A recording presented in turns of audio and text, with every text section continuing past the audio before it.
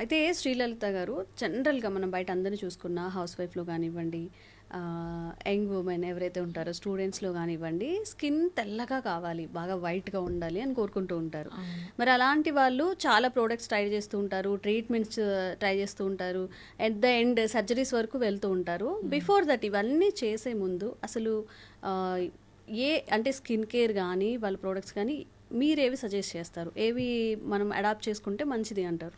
So మనం చూసుకుంటే ఇప్పుడు బయట చాలా ట్రీట్మెంట్స్, సర్జరీస్, ఇవన్నీ ప్రోడక్ట్స్, కాస్ట్లీ ఇవన్నీ ఉన్నాయన్నమాట. సో ఇవన్నిటిని పక్కన పెడితే ఫస్ట్ ఆఫ్ ఆల్ మన స్కిన్కి ఏం కావాలనేది ముందు మనం చూసుకోవాలి. ఓకే. మన స్కిన్కి నాట్ ఓన్లీ నా స్కిన్, మీ స్కిన్ అని కదా, యాక్చువల్లీ స్కిన్కి కావాల్సింది ఏంటంటే gooseberry oil and Sandalwood. So నేను రీసెర్చ్ చేసిన దాని ప్రకారం సీతా హెర్బల్స్లో ఏంటంటే gooseberry oil and Sandalwood, so ఈ రెండు మిక్స్ అయ్యి ఉన్నాయి. సో అది ప్రతి స్కిన్ని తెల్లగా వైట్నింగ్ చేయడం, తెల్లగా చేయడానికి చాలా హెల్ప్ అవుతుంది అనమాట.